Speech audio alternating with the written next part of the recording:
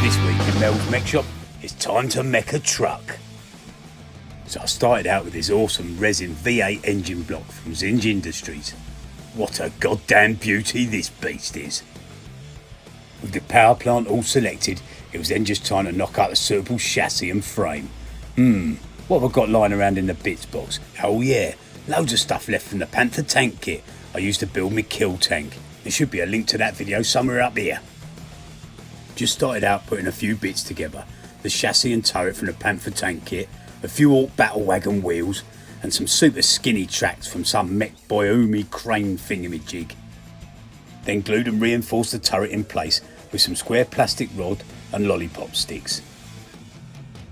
The windscreen and blast shield was looted from another scale model kit I had lying around in the Mekshop. The bonnet cover and hatch was the back panel from the Panther tank kit, I think. Then it was time to mount the motor. This thing looks awesomely brutal, so it had to be proudly on display. So I set about lengthening the bonnet with some plastic card. Made a huge grill out of plastic card, plastic rods and builder's scrim tape to create a mesh look behind the plastic rods, and tidied up the hole in the bonnet that the motor was sat in with some small strips of plastic card. Then started adding a few armour panels to the bonnet and sides with some super thin plastic card, which I chewed to give that really gnarly war-torn look.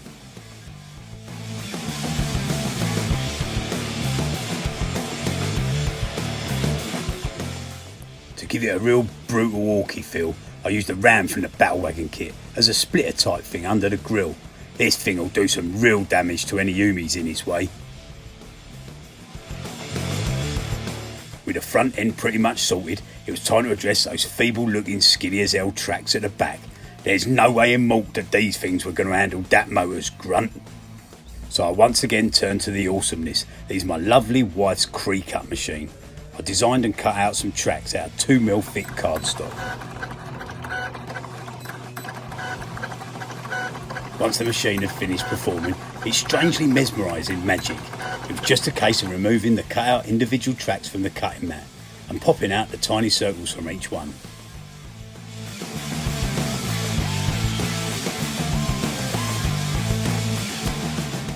With all the individual track pieces prepped, it was then just as easy as supergluing them all together in a one long strip.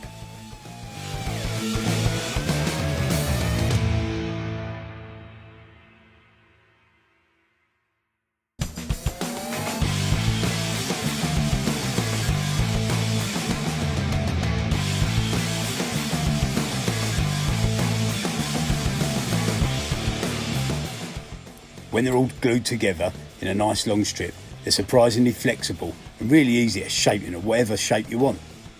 Then it was just a case of supergluing them to the plastic tracks, making sure the two ends joined at the bottom of the tracks to hide any messy or uneven joins.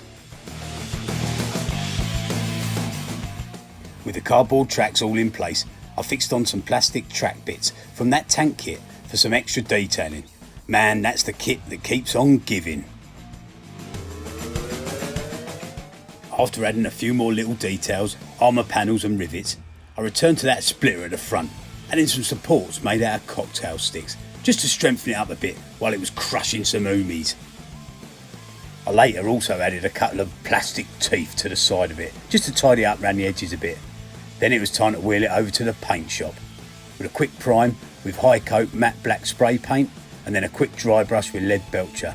Black panels were all done with Citadel's Black Templars contrast paint, straight over the lead belcher dry brush, and weathered up with Typhus corrosion, also from Citadel, and Vallejo rust. I then tried my hand at a freehand Goff glyph and added some checkers, and with that the Goff truck was ready to roar onto the battlefield.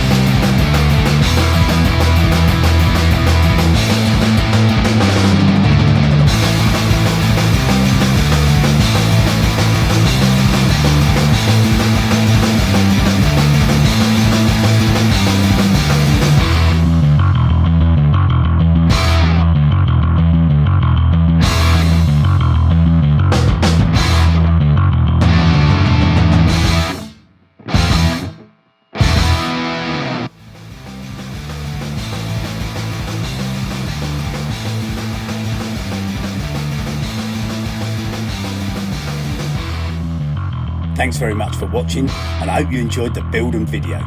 If you did, maybe give the video a like and consider subscribing for more Orky builds. Stay safe guys, and catch you on the next one.